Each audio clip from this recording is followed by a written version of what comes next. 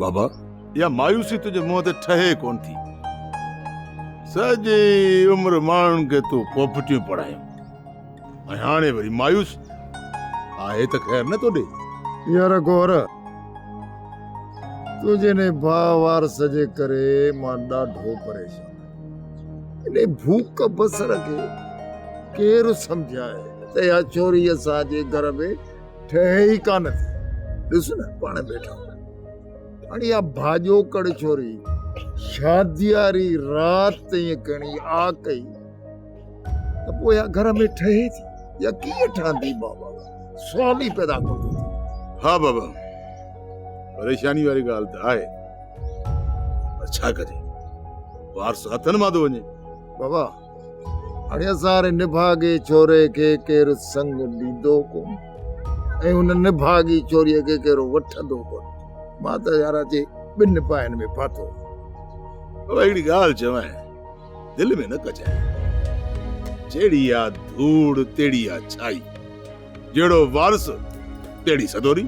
यार त पोइ छा कजे तूं ई खणी ॿुधाए। बस बाबा अलाह खे यादि करे इन्ही खे पढ़ाए छॾ। बाबा सालियो त मिंथो एलाज़ पियो करे त मूंखां संग वठो, मुंहिंजी जान छॾायो। पर ॾिस शादी वारी राति वरी छोरी करे आ त पोइ केरु मुंहुं ॾींदो बाबा? हिकिड़ो चकर हिन घर में अची वञे पोइ ॾिसां त सदोरी कीअं थी भॼे। ये टंगू भञी डिढरी न बणायो मांसि न त मूंखे तगे जो पुट न चइजां। बाबा जेको आज़माए खे आज़माए खता सोई खाए। बाबा अॻे चकर असांखे ख़बर कान हुई तॾहिं सदोरी भॼी वई। हाणे मां सदोरी खे भॼण कोन ॾींदुसि। तुंहिंजो मतिलबु आहे त वरी बेज़ा थियो? न पापा हाणे बेइज़तो कोन थींदासीं, हाणे कम पक्को कंदासीं। जे वारस जी शादी न कराईंदे न त वारस ख़ुदकशी कंदो। हाणे पोढ़नि कुलनि ते जवान पुट जो लाश खणी सघंदे?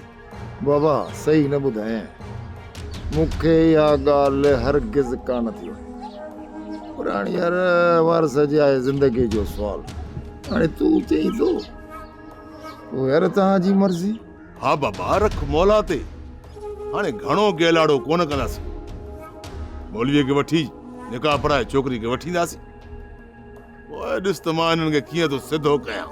यार गोर चई त वाकई सच।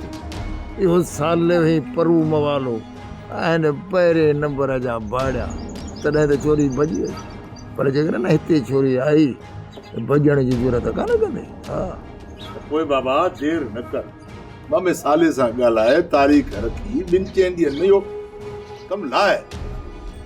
यार गोर तूं बि गोर को भरी यार औलाद जे करे विधा थो करे।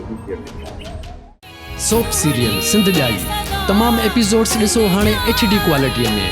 विज़िट करियो असांजो YouTube channel Sindh TV HD drama.